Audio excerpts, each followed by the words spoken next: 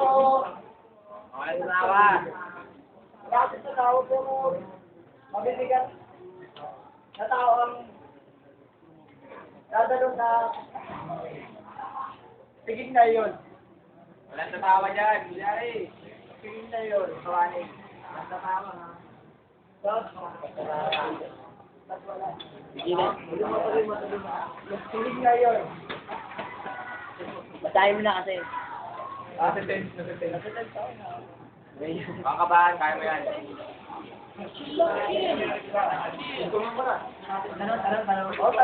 na. Hindi, kayo mo na. Tanong natin. Mahaba pa yun. Habang naglalakad si Kajali,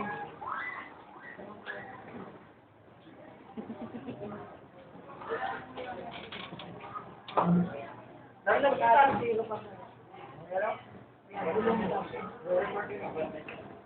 Pinagbantay si Simon si Basilio sa Pinagbantay ni Simon si Basilio sa sa daanan ng Anloque. Anluwake,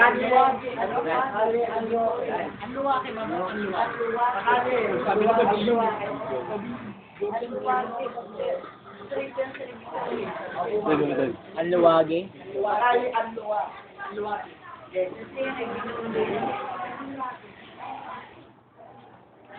Ang kasalan ay sa binundok. Bahay ni Kapitan Chad.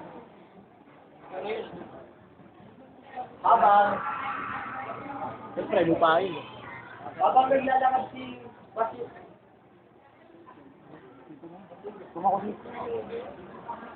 Kakabahan. Habang naglalakad si Basilio, natin na kami mga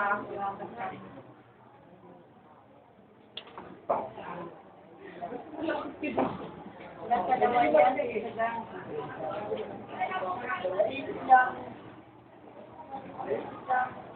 Walang tatawa dyan. Ayun,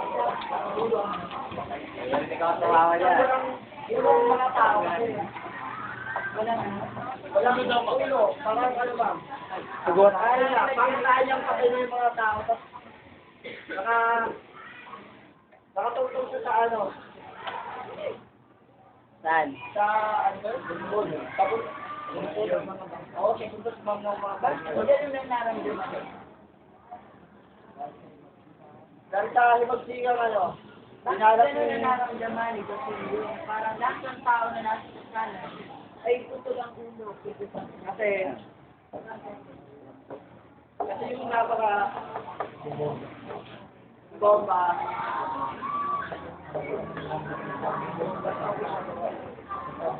dahil sa wala pa nga kasi May nga dito. sabog. Yun ang pinagdapat sa kanya ni Simon. Ako. Kaya ang imagination niya, sumabog yun. Lahat ng tao mamamatay. Kaya nandun sa kasalan. Oo. Slow motion yun sa palabas. Tapos noon, Kaya nasa nawa ni Basilio si Pagan. Nakita niya dun sa baba ng bahay, alias. Ako ba? habang naliisip,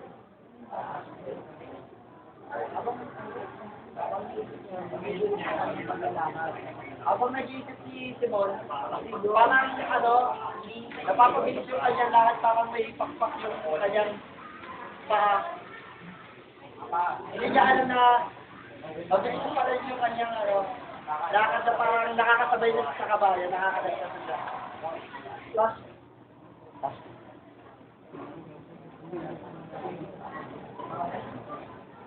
Nakarating siya kung saan. Nakarating. nakita niya si Juanito at Paulina.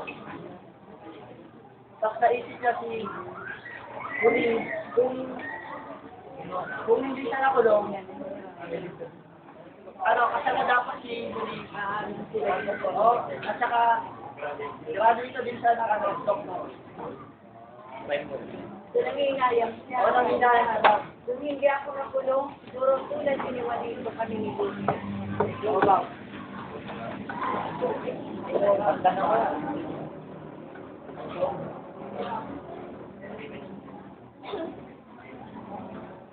Pero nakita niya si Sinong. Sinong? Sinong? Sinong. O, sinong kutsera mo? May nakita niya si Sinong. Ayun yung magbibigay alam sa kanya. Nung nakulong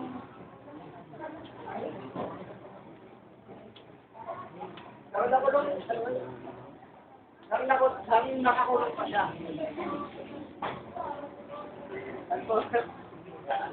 Nasasa mo. Lalo niyang parang nakakonsensya si Basilio na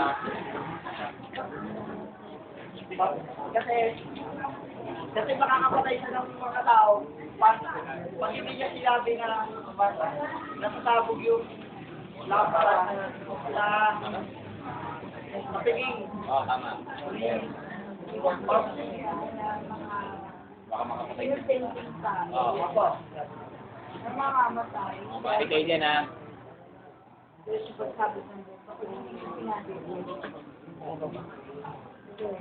Gusto na gawa pa. Oo, sige.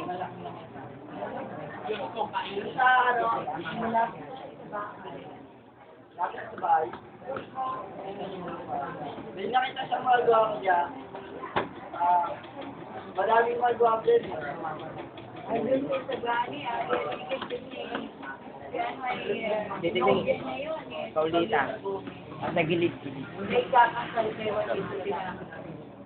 Kaya ano, may damdamin kaya.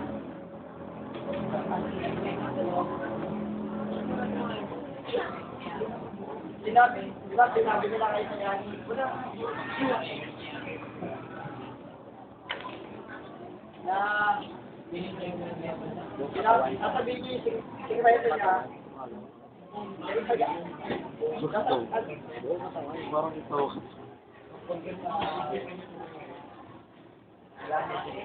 Kaya nakita niya yung sa gani, nalaling sa bahay. Sinabihan niya.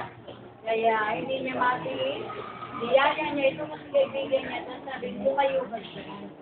Dahil ilang Bomba. minutes lamang ay kaya nang marinig niya sa gani yun, Hindi siya pumunta. hindi siya napigilan. Kundi ang gusto niya iligtas ang kanyang katipan. Paulita Gomez. Palita. Kaya kayo doon. Opo, Kasi bawal umakyat doon dahil hindi siya nakabili. No? Madunis siyang tingnan. Ayaw ng emergency din na umakyat siya ng bahay. Nagpalit ba siya?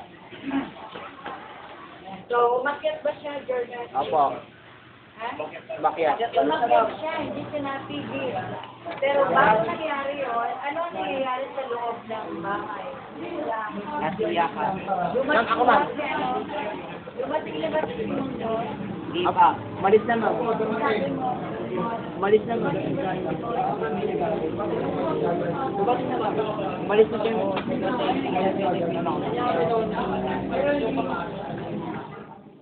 so bago nakita ni Basilio sa gani, dumating si Simon. Balis na, ma'am. Pinadala niya yung Lampara. Nagalo yun dito. So, ano ang sitwasyon, handaan? Ma'am. Simon, Simon yun na. Ma'am. Dumating si Simon, nagilan lang para. Ano ang nakita niya doon sa bulwagan?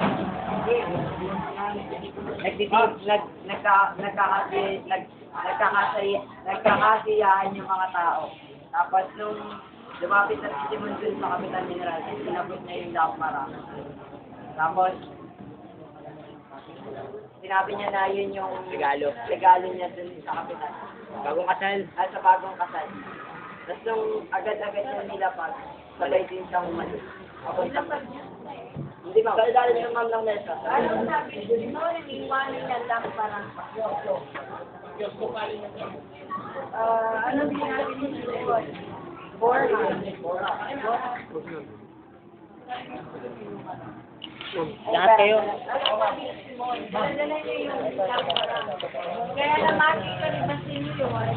Siya ay nangamba. Nasa niya, pagbabalik mo, yung tawa. Dala yung lampara. Yung lampara ko, sabi mo sa kanya, na ito ay lahat ng mga nandun sa bahay ay mamamatay.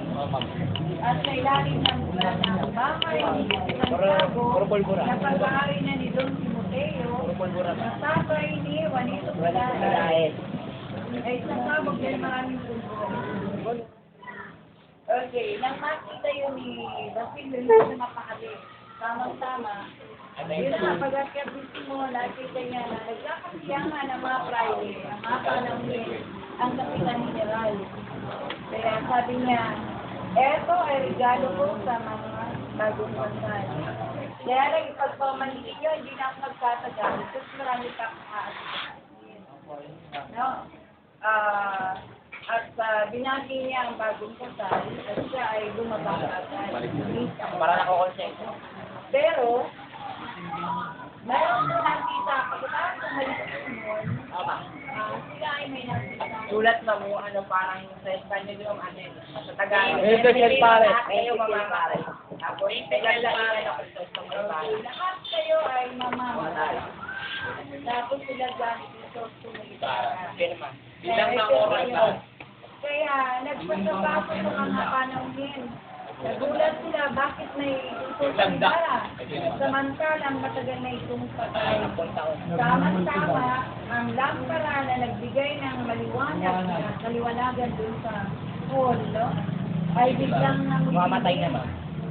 Kaya sabi ng isa, atakin mo para lumiwanag. Pag hinatak ko yun, sabay sa Ma'am. Nakita niyo sa gano'n. Kaya, nang sinabi yun, tamang-tama, hindi natin gani, umakyat na. Binuway lang. At nang makita yun, hindi na mga bulan security guard ang kanilang guard. Inuha niya yung lampara. Makasama sa dun, ma'am eh. At sabay siyang lumigay. Kaya nagkagulang lahat dahil nagdilim ang kapaligiran. Ang mga babae nagdilim, sinabing magnanakaw ay magnanakaw. At doon sumabog ang lampara. So let's say, ang buhay. Lahat ng tao. Lahat ng bisita. Dahil mayroon siya pa rin Mamahal. Okay, kaya lahat ng yun ay nagkagulang. Pati na ang bagong bansan. At maraming nagkulang na yun daw ay Simon ang may kagagawa. Dahil pinagbintangan doon ako. Maraming pinagkulang. Lagi si Sagani ang may kagagawa nun. Kasi may galit. Galit naman si Sagani, sabi niya, so wala ko na naman siya. Kaya doon nagsimula ang misa.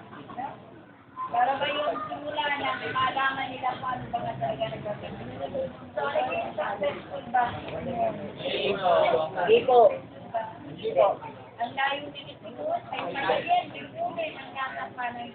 Bakit niya yung ginawa? Bakit ginawa ni Simon yun? Na lipunin ang mga panahon. Nadamay na, mawala na. Ma'am.